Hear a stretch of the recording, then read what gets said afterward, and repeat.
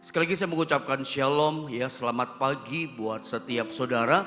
Bapak Ibu Saudara dikasih Tuhan Yesus Kristus, pagi hari ini kita berada tepat pada tanggal 17 Agustus 2023. Bertepatan hari ini merupakan hari ulang tahun kemerdekaan Republik Indonesia yang ke-78 tahun. Sebab itu kesempatan pagi ini, saudara ya, sebagai sebangsa dan setanah air, tentunya saya mengucapkan kepada kita semuanya, ya, selamat hari ulang tahun kemerdekaan yang ke-78 tahun buat kita semua. Sama-sama kita katakan merdeka. Sama-sama katakan merdeka. Sekali lagi merdeka. Kapan lagi kita ngomong merdeka, saudara ya? Karena kebetulan hari ini saya juga mau bicara tentang sekali merdeka, tetap merdeka. Persoalannya begini ya, ketika kita bicara merdeka, ada banyak orang di dunia tidak memahami, tidak ngerti gitu loh. Bahwa dunia di mana kita hidup tidak bisa memberikan kemerdekaan yang sejati. Sungguh-sungguh merdeka, satu kehidupan yang benar-benar merdeka itu hanya ada di dalam Yesus. Di luar Yesus pasti tidak ada yang namanya merdeka yang sesungguhnya, yang benar-benar merdeka. Saya ulang, kemerdekaan sejati itu hanya ada di dalam Yesus Kristus Tuhan kita. Sebab itu pagi ini saya akan berbagi dengan saudara satu tema pengajaran firman Allah di hari kemerdekaan Republik Indonesia yang ke-78 tahun ini. Saya mau bicara tentang sekali merdeka, tetap merdeka. Kita baca ayatnya, Amsal pasal 18 ayat 21. Dengan bagaimana caranya kita bisa merdeka dalam hidup kita, merdeka yang sesungguhnya ya. Kita baca ayat ini sama-sama saudara ya. Amsal 18 ayat 21, ayat yang familiar dengan kita. Kita sering mendengar, sering belajar ayat ini. 1, 2, 3. Hidup dan mati dikuasai lidah, siapa suka menggemakannya akan memakan buahnya. Sebelum kita bicara membahas Amsal 18 ayat 21 ini, coba lihat dulu gambar PowerPoint yang pertama yang saya sodorkan kepada Anda. Saudara, apakah saudara menyadari selama ini bahwa bagi bangsa Indonesia, kemerdekaan itu adalah sangat penting. Bahkan bukan hanya buat bangsa kita Indonesia saja. Kemerdekaan itu sangat penting buat semua bangsa-bangsa yang ada di dunia ini. Semua bangsa-bangsa di dunia ini memperjuangkan kemerdekaan untuk bangsa mereka. Hari ini bangsa kita memasuki usia kemerdekaan yang ke-78 tahun. Itu semua karena anugerah Tuhan. Yang saya coba mau ingatkan begini, kita itu, semua kita itu lahir di Indonesia. Iya kan? Kita bertumbuh, mengerjakan apapun di bumi Indonesia. Di Indonesia lah kita lahir. Pertanyaan besarnya kepada Anda dan saya adalah, apakah Indonesia itu lahir di hati kita? Saya cuma mau ingatkan saja, boleh kan mengingatkan, kita itu lahir di Indonesia, besar di Indonesia, kerja di Indonesia, semua aktivitas pekerjaan sampai aktivitas keluarga kita, sampai kepada aktivitas rohani beribadah, semua kita kerjakan di Indonesia. Pertanyaan besarnya, adakah Indonesia tercinta itu di hati kita? Sebentar nanti selesai firman kita akan sama-sama berdoa buat bangsa kita tercinta yang hari ulang tahun ke-78 tahun. Kita berdoa supaya Indonesia di tahun-tahun ke depan memasuki usia yang ke-78 tahun. Bukan muda lagi, sudah tua ini usianya. Supaya Indonesia dilawat Tuhan, Indonesia penuh dengan kemuliaan Tuhan. Itu doa kita. Doa kita supaya Indonesia jadi negara yang maju, yang makmur, yang damai, yang sejahtera. Negara yang sukses ke depannya. Sederajat dengan bangsa-bangsa lain, kita akan sama-sama berdoa, memohon kepada Tuhan Allah kita supaya Indonesia dilawat, dipenuhi dengan kemuliaan Tuhan. Ya, itu menjadi tanggung jawab kita. Kita bukan cuma menerima kita lahir di Indonesia, tapi seharusnya Indonesia tercinta itu lahir ada di hati kita. Negeri kita tercinta ini. Ya. dalam kesempatan 17 Agustus seperti ini, itu kesempatan yang baik untuk mengingatkan kita, merefleksikan tentang betapa berharganya bangsa ini buat setiap kita. Saudara, ketika kita bicara tentang yang namanya kemerdekaan atau merdeka, itu seringkali dipakai dalam bahasa Inggris dengan istilah independen. Independen atau merdeka itu artinya adalah kita bisa menentukan masa depan kita sendiri, ya kan? Kita bisa menentukan memilih cita-cita kita sendiri. Kita bisa menentukan pilihan kita masing-masing. Itu namanya merdeka.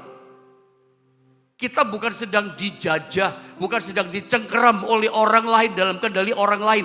Itu namanya merdeka. Saya tidak tahu pagi hari ini apakah Anda mengalami kemerdekaan itu, independen itu dalam kehidupan kita. Atau jangan-jangan kehidupan kita Indonesia merdeka tapi kita belum merdeka. Masih dijajah dalam penjajahan ekonomi. Penjajahan kemiskinan. Mungkin ada di antara kita gak merdeka hidup kita. Makan ini gak bisa, makan itu gak bisa. Karena kita dijajah oleh begitu banyak sakit penyakit. Tanpa kita sadari, termasuk setan juga jajah kita. Dosa pun menjajah kita. Sehingga kita itu terbelenggu hidupnya. Sebetulnya yang namanya merdeka itu artinya gini. Kita bisa menentukan cita-cita kita sendiri. Kita bisa menentukan masa depan kita sendiri bersama dengan Tuhan. Tidak dicengkeram, dijajah dengan yang macam-macam hal yang barusan saya katakan kepada Anda. Pertanyaan saya kepada Anda semua pagi ini. Apakah Anda sungguh-sungguh merdeka? Apakah kita semua orang-orang yang percaya pada Yesus sudah mengalami kuasa kemerdekaan daripada Tuhan Yesus? Yesus ketika mati, kubur gak bisa memenjarakan dia, menjajah dia. Maut gak bisa. Yesus itu merdeka, bangkit dan hidup. Nah, kuasa kemerdekaan inilah diberikan kepada setiap kita. Saudara, kalau kita ngomong merdeka, itu lewat sebuah penjajahan. Cerita sedikit karena itu hari kemerdekaan. Walaupun saya tahu kita semua tentu mengerti dengan jelas sejarah bangsa ini mengalami kemerdekaan. Pada waktu kita sekolah, sejarah menceritakan, coba lihat gambar ini. Penjajahan membuat rakyat Indonesia itu sangat menderita. Jelaslah, penjajahan apapun membuat kita stres. Anda kalau dijajah dengan kesulitan ekonomi, stres juga loh. Anda dijajah oleh dosa, setan jajah saudara, rumah tanggamu dijajah oleh hal yang macam-macam. Stres kita, tidak ada bahagia. Berapa banyak saudara hari ini sedang menderita oleh penjajahan itu. Saya berdoa di hari ulang tahun kemerdekaan Republik Indonesia yang ke-78 tahun. Kita bukan sekedar ikut merayakan, memperingati saja. Tapi saya berdoa di HUT kemerdekaan Indonesia yang ke-78 tahun ini, kita semua, saudara dan saya, kita betul-betul mengalami kemerdekaan yang sejati. Kemerdekaan yang sesungguhnya yang disediakan Tuhan. Kita mengalaminya. Hari ini kita bukan sekedar ikut merayakan, memperingati kemerdekaan. Tapi doa saya, kita benar-benar merdeka, dimerdekakan oleh Tuhan. Yang percaya katakan amin. Imani saja. Setiap perkataan firman yang dilepaskan, percayai, yakini saja. Karena kemerdekaan sejati itu ada di dalam Tuhan. Yesus yang bisa memberikan kemerdekaan pada setiap kita. Dunia gak bisa. Dunia kerjanya menjajah kita, bikin masalah sama kita. Indonesia ketika dijajah, rakyat menderita. Untuk merdeka butuh perjuangan dari pahlawan kita, nenek moyang kita. Kalau Anda lihat di gambar itu, kita tahu di sekolah sejarah menceritakan Indonesia pernah dijajah oleh Belanda itu 350 tahun. Kata sejarah yang bercerita kepada kita seperti itu. 3,5 abad lebih Indonesia dijajah oleh Belanda 350 tahun. Setelah Belanda selesai menjajah Indonesia, hilang kekuasaannya, Indonesia ganti dijajah oleh Jepang. Ada tahu berapa tahun? 3,5 tahun Jepang menjajah Indonesia. Walaupun kelihatannya waktunya pendek, 3,5 tahun Jepang menjajah Indonesia, tapi guru-guru kita di sekolah, bahkan orang-orang tua kita, senior-senior kita yang pernah perang mengatakan, biar 3,5 tahun. Mungkin oma kita, opa kita bercerita, sakitnya sama. Jepang menjajahnya 3,5 tahun, menderitanya sama dengan 350 tahun yang dijajah sama Belanda. Karena cukup kejam ya, Jepang menjajah Indonesia 3,5 tahun, tapi bikin menderita, sengsara, miskin, susah rakyat Indonesia. Nah, untuk merdeka itu butuh perjuangan. Perjuangannya seperti apa? Indonesia ketika dijajah sama Belanda, kita tahu cerita itu, tentara sekutu. Tentara sekutu itu berarti Amerika, Inggris bersama dengan negara-negara sekutu lainnya. Itu perang sama Jepang. Jepang diserbu, Jepang itu dibom atom sama Amerika, sama Inggris, sama tentara-tentara sekutu. Hiroshima, Nagasaki dibom, boom, saudara, hancur. Jepang kalah. Jepang menyerah tanpa syarat, Jepang bertekuk lutut kepada sekutu. Nah, ketika masa Jepang, negara Jepang ini kalah perang sama sekutu, sekutu punya hak atas Jepang hari itu. Makanya tentara-tentara Jepang yang ada di Indonesia, kalau Anda lihat gambar ini, mereka tinggalkan negeri kita. Tentara Jepang begitu dibom negaranya sama tentara sekutu, ya perkumpulan negara-negara sekutu, ya tentara Jepang tinggalkan Indonesia. Nah, saya mau cerita, di masa itulah terjadi yang namanya masa transisi, apa istilahnya, kekosongan kekuasaan gitu ya, pada waktu kita belajar. Nah, masa-masa transisi kekosongan kekuasaan itulah rupanya Belanda mau masuk lagi. Jepang meninggalkan pemerintahan Indonesia. Nah, saat itu terjadi transisi masa kekosongan kekuasaan. Belanda mau masuk lagi, mau jajah lagi Indonesia. Dan bangsa kita, nenek moyang kita tahu, sebelum bangsa Belanda datang memboncengi Inggris, tentara sekutu, mau menjajah lagi Indonesia, sejarah bercerita, maka pemuda-pemuda Rengas Dengklok, Anda masih ingat itu? Dalam tanda kutip, agak memaksa proklamator kita Soekarno dan Hatta untuk tanggal 17 Agustus membacakan proklamasi kemerdekaan. Ya, pada waktu itu Indonesia nggak punya apa-apa, yang punya cuma proklamasi, perkataan proklamasi. Istana Negara belum punya, tank untuk perang nggak ada, apalagi ya tentara rakyat, tentara TKR, tentara keamanan rakyat nggak ada, belum punya. Dari TKR, Tentara Keamanan Rakyat, inilah bibitnya TNI atau ABRI. Kemudian waktu itu belum ada terbentuk, tentara nggak punya. Semuanya kan sukarelawan untuk merdeka kan saudara ya. Semua pejuang-pejuang pahlawan yang ada. TKR belum ada, istana nggak ada, mobil nggak ada, pistol nggak punya, senapan laras panjang untuk perang, dor tembak nggak ada. Semuanya nggak punya, alat yang canggih nggak ada, nggak punya. Yang dipunyai cuma satu, proklamasi. 17 Agustus itulah ketika terjadi masa transisi kekosongan kekuasaan. Tiba-tiba pemuda Rengas Dengklok memaksa proklamator kita Soekarno Hatta membacakan di Jalan Pegangsaan Timur itu ya. Nomor 50 Jakarta, mereka baca, kami bangsa Indonesia dengan ini menyatakan kemerdekaan Indonesia, dan seterusnya dan seterusnya. Dibacakan proklamasi, itu disiarkan di radio. Rakyat dengar, terbakar semangatnya. Antusias semua, kita merdeka, belum punya apa-apa saudara, kita merdeka. Merdeka melalui apa? Melalui proklamasi itu. Yang menarik saudara, lihat gambar ini, saat 17 Agustus 1945, Indonesia itu hanya punya proklamasi ini saja. Mereka mendeklarasikan, kami bangsa Indonesia, dengan ini menyatakan kemerdekaan Indonesia. Jadi caranya Indonesia merdeka itu bukan pakai perang waktu itu. Kalau perang ya dijajah kalah terus ya. Itu oleh anugerah Tuhan. Lewat perkataan mulut dari proklamator kita, perkataan mulut dari rakyat mengatakan kita merdeka, kita merdeka. Di sini kita belajar sesuatu tentang kuasa perkataan yang memerdekakan Indonesia. Melalui kuasa proklamasi, kuasa mulut, kuasa lidah, kuasa perkataan. Kami bangsa Indonesia dengan ini menyatakan kemerdekaan Indonesia. Setelah peristiwa tanggal 17 Agustus itu Indonesia benar-benar merdeka loh. Walaupun kemudian 10 November ada cerita itu ya. Inggris masuk kan itu ya. Malabi atau siapa itu mati kan itu Jenderal Bung Tomo kan. Merdeka atau mati.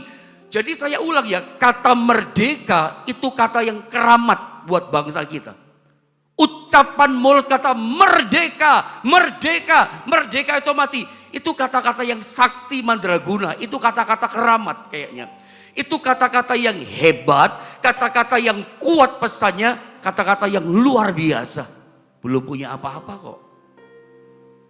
Apakah kita merdeka harus punya uang yang banyak dulu? Baru saya bahagia merdeka Pak.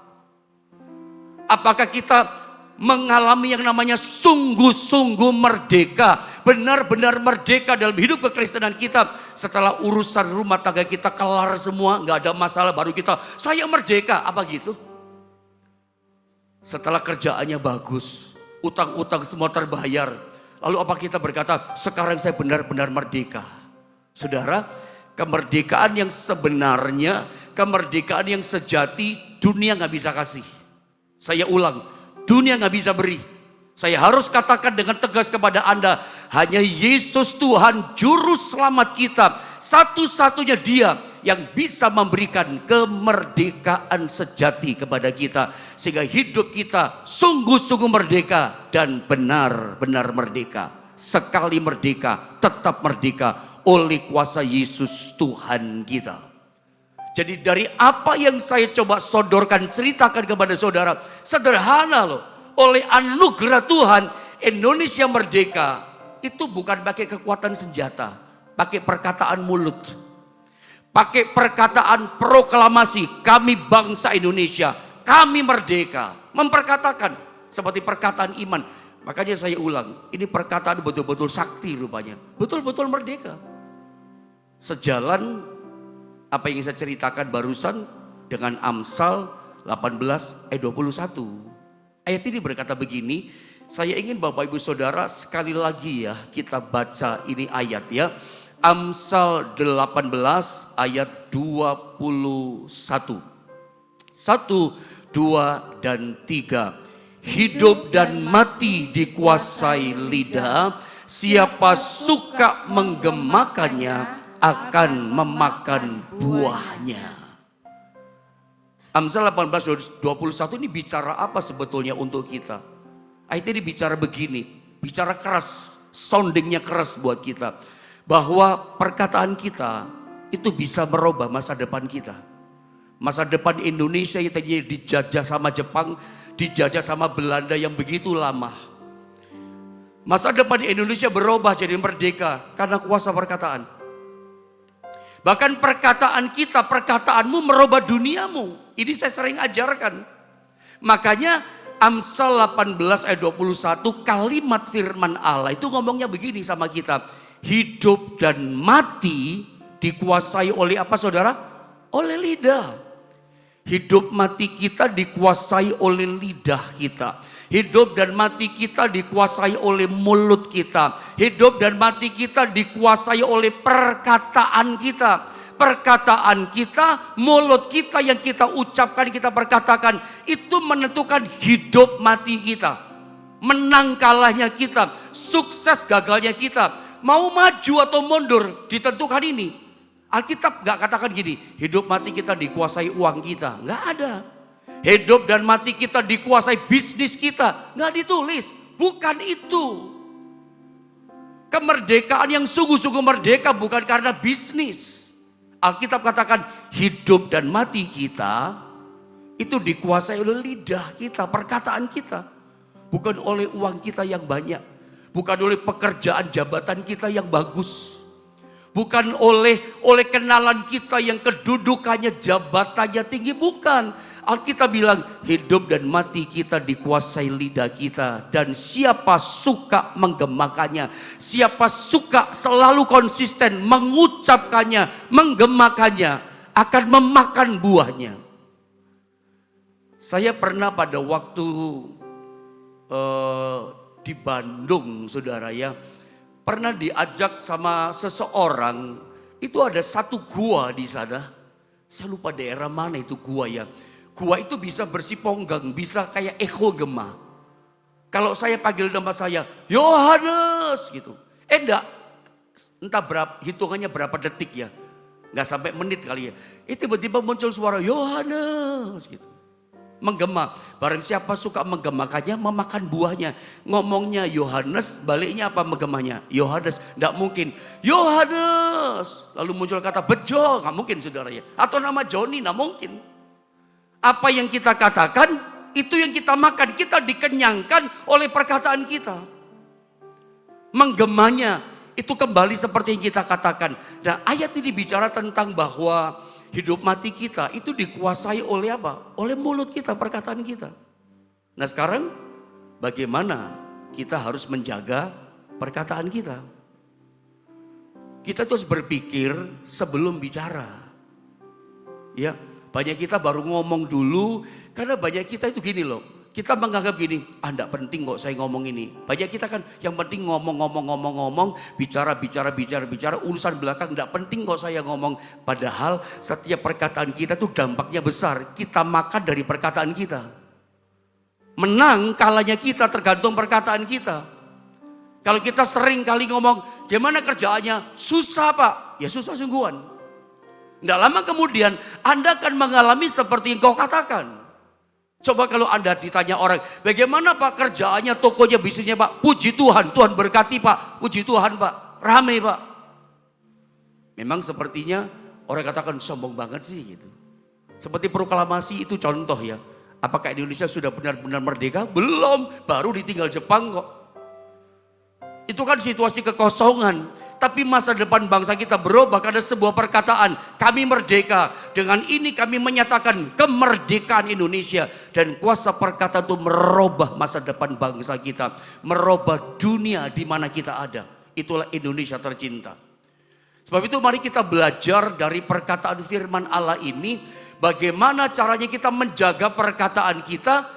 Ayat ini mengajar kita harus berpikir dulu sebelum kita bicara. Coba kita lihat ayatnya Amsal 21 di ayat yang ke-23. Lagi-lagi saya ingin kita baca kembali ayat ini bersama-sama saudara ya. Amsal 21 ayat yang ke-23. Bersama-sama kita baca 2 dan 3.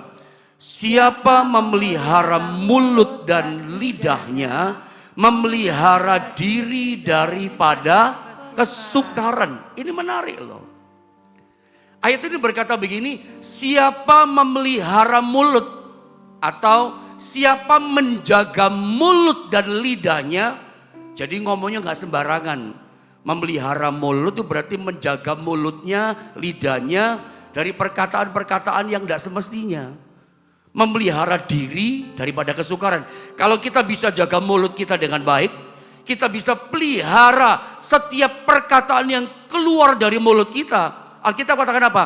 Kamu memelihara dirimu daripada kesukaran.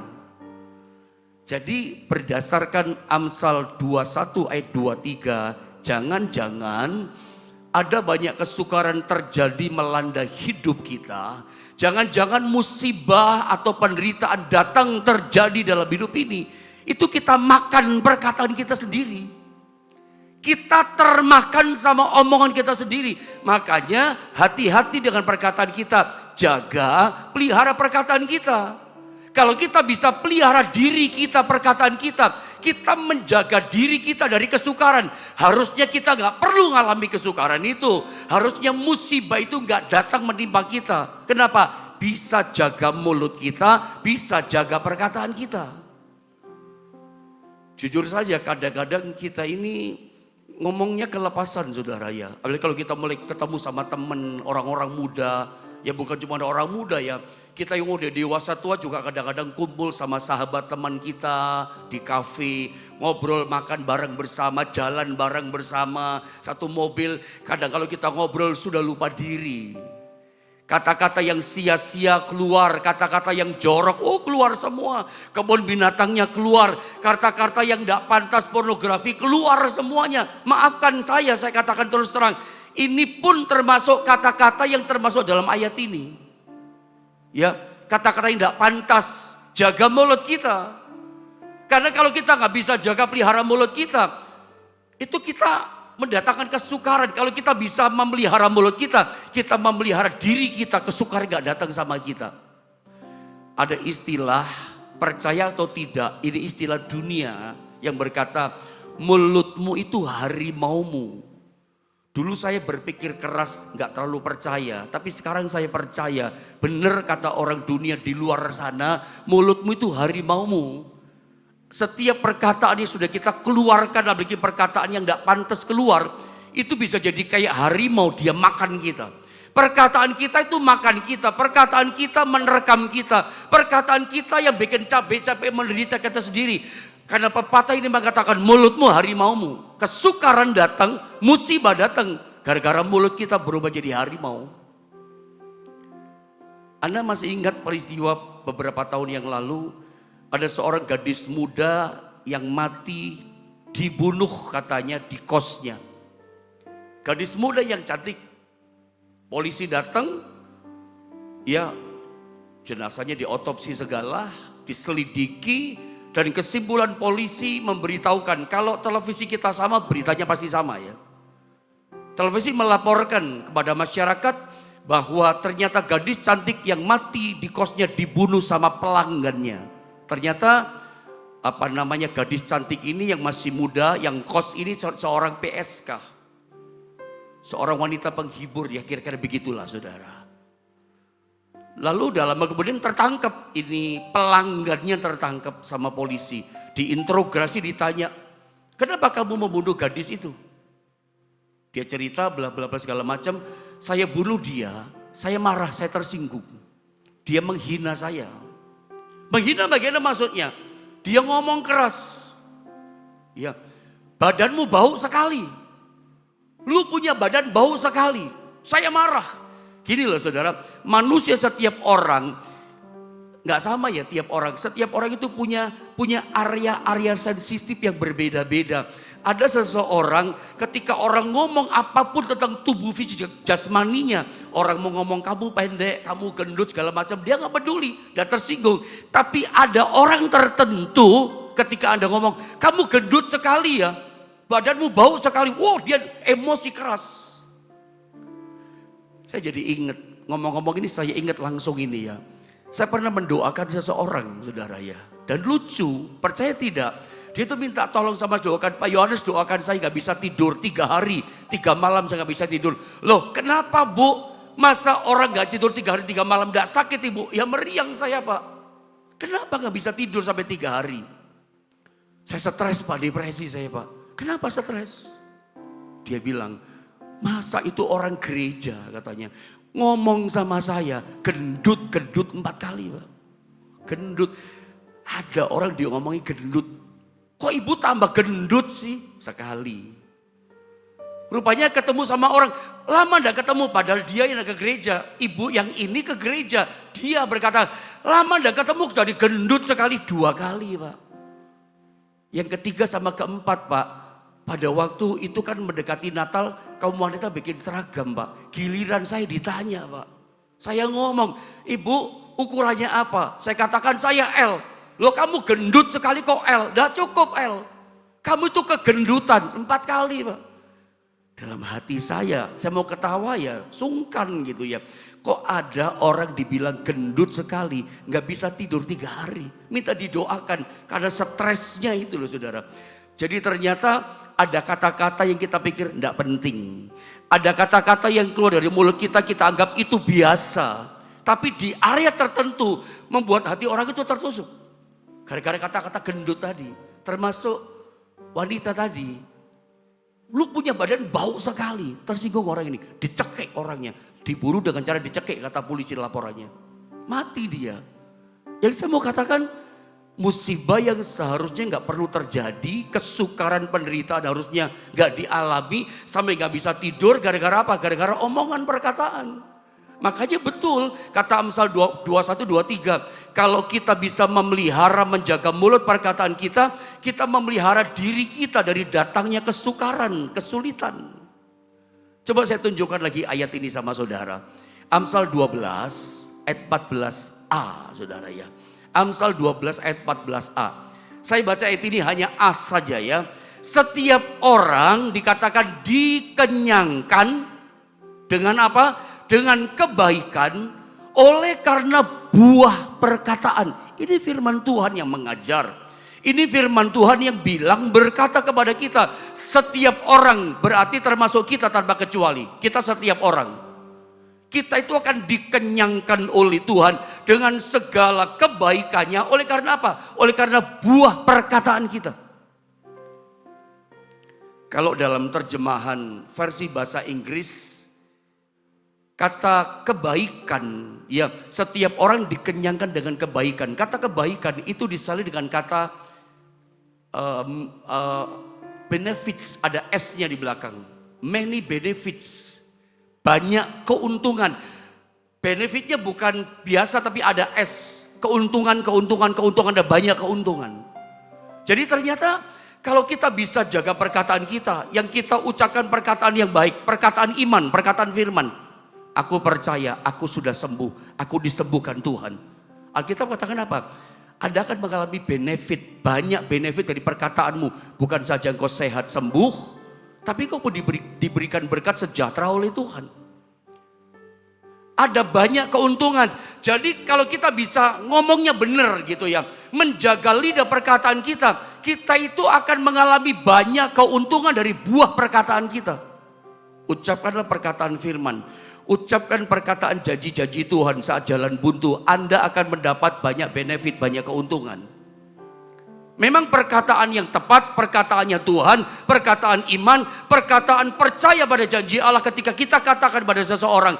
Itu mendatangkan benefit buat kita, keuntungan buat kita, tapi juga mendatangkan keuntungan buat orang itu. Mungkin Anda ngomongnya cuma pendek ya. Ada orang lagi stres, punya masalah frustasi. Dia sedang putus asa. Ada ketemu dia bukan kebetulan. Ada cuma ngomong 1 menit, 2 menit jumpa sama dia. Bu, percaya sama Tuhan Yesus. Yesus bisa tolong ibu. Alkitab katakan bagi Tuhan tidak ada yang mustahil. Selesai. Tidak sampai 1 menit kali Anda bicara. Tapi benefit perkataan kebaikan itu mendatangkan kebaikan buat orang itu loh. Yang ngerti katakan amin. Cuman pendek Anda bicara. Orang yang putus asa jadi bergairah lagi untuk minta pertolongan sama Tuhan. Beberapa minggu yang lalu, tepatnya lupa saya tanggal berapa ya. Ya belum 1 bulan lah, minggu-minggu yang lalu, saya tuh pelayanan di Surabaya jam 11 siang. Pelayanan doa puasa ceritanya. Salah satu gereja yang ada di mall, apa itu namanya ya, mallnya itu ya Grand City Surabaya. Grand City itu ada banyak gereja di situ. Saya pelayanan di satu gereja, doa puasa di gereja itu siang jam 11. Saya parkir di basement, naik lift, pelayanan bla bla bla khotbah, selesai saya langsung pamit pulang. Ya saya ingat itu hari Jumat. Saya langsung pulang karena mesti khotbah wanita sorenya. Jadi saya ingat jelas itu. Nah ketika saya turun dari lift mau pulang, mau masuk ke mobil masih jalan di basement itu, tiba-tiba di belakang saya ada orang panggil-panggil saya. Pak Yohanes, Pak Yohanes, Pak Yohanes. Saya noleh dong. Saya noleh seluruh badan saya maksudnya. Bukan cuma noleh kepala, badan enggak. Seluruh badan saya noleh. Keras suaranya. Dan saya gak pernah dengar, gak pernah kenal suara itu. Dan ketika dekat berhadapan, memang saya gak kenal. Wih banyak tatonya saudara. Dalam hati saya, waduh ini preman ini. Aduh ini orang jahat. Mau bikin jahat atau bagaimana. Tapi tahu nama saya. Tapi saya gak kenal. Lalu dia berkata gini, terima kasih Pak Pendeta Yohanes. Sekarang pakai pendeta dia katakan. Saya itu tertolong oleh doa khotbahnya Pak Yohanes di YouTube GSP di Jombang itu. Saya lupa tanya apakah dia tekun doa pagi, saya nggak tahu juga. Ya, saya tertolong. Maksudnya bagaimana? Saya bingung kan gitu. Saya waktu itu Pak sebetulnya mau bunuh diri dia katakan. Jadi dia itu gini loh ceritanya.